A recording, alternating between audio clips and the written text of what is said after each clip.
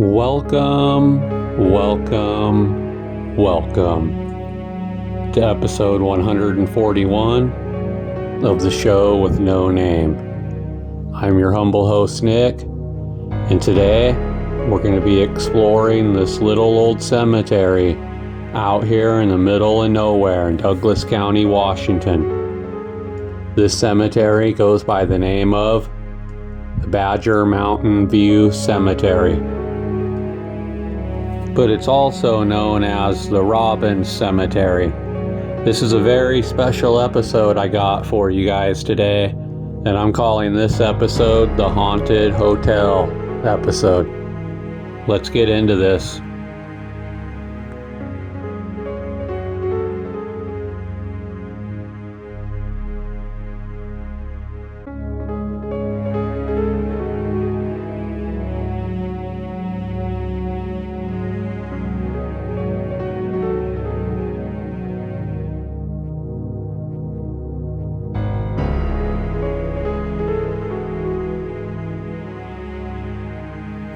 Chester P. Gormley was born on August 2nd, 1842 in Illinois. He served in the Civil War in the 11th Illinois Cavalry Division. He survived the war and eventually moved out to Douglas County, Washington, where he would pass away at the age of 83 on March 28, 1926. His wife Nancy passed away way back in 1897 in Illinois, before Chester even moved to Washington State, so she is still buried in Illinois. His daughter Melrose is also buried here. She passed away on May 12, 1901. She was only 11 years old. She died of the measles.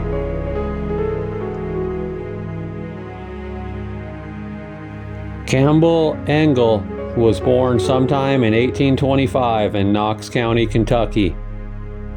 On May 11, 1879, in Nowadays County, Missouri, Campbell was accused of killing a 20-year-old man named Edward Godsey. Edward reportedly was bullying one of his sons and challenged him to a fight on a Sunday school grounds. Reportedly, Campbell arrived instead of his son and supposedly said to Edward, "If you want to fight someone, fight me. You fight your way, and I'll fight mine." At that point, Campbell was said to have shot Edward with a double-barreled shotgun, and then promptly left the state of Missouri for Washington Territory. He had 3 wives and many children. He would pass away on September 7th, 1886. He was 61 years old. And that story makes a lot of sense to me because before Washington State became a state, and it was just a territory, if you will, a lot of people migrated over here for different reasons. Not just to start a new life or to acquire some farmland, but other reasons like people escaping murders in other states or Confederate soldiers escaping persecution after the Civil War and the Great Reconstruction, and so on and so forth. So Washington Territory really was like the Wild West during its founding years.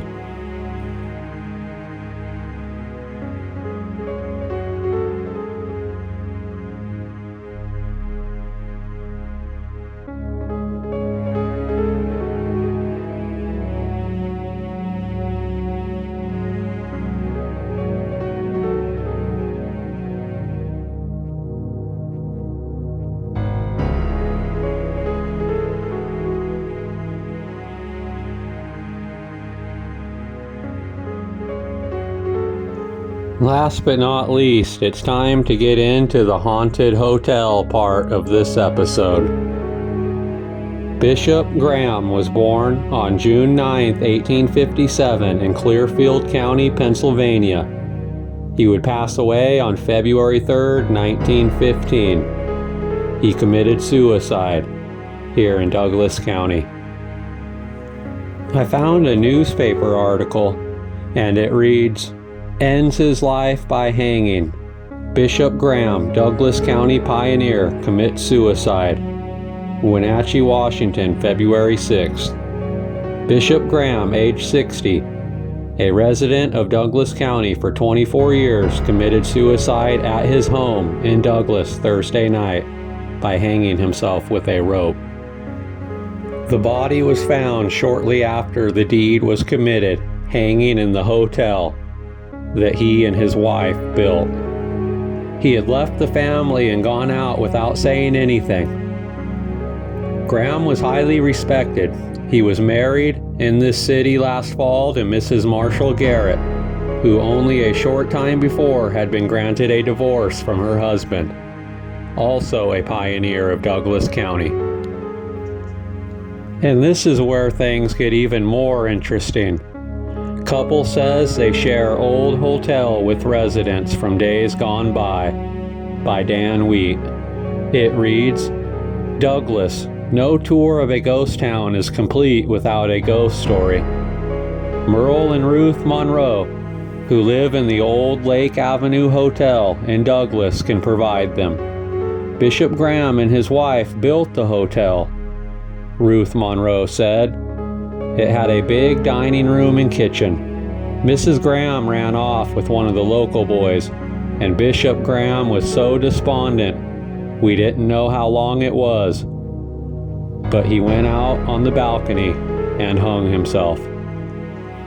A year or two later, a farmhand lost his whole paycheck in poker at this hotel. He couldn't face going home to his wife and kids, so he hung himself under the stairway at the motel. Sometime later, there was a third suicide there. The Monroes know little about it other than a man hanged himself from the roof. So far, I have not been able to locate this old motel, if it's still even standing, and I have not gotten any further information about it or any of the tragedies that happened inside of it. But I am still researching, and if I find more information on this, I will do a historical revisit episode of this cemetery. And I hope you enjoy the rest of the videos. Thank you.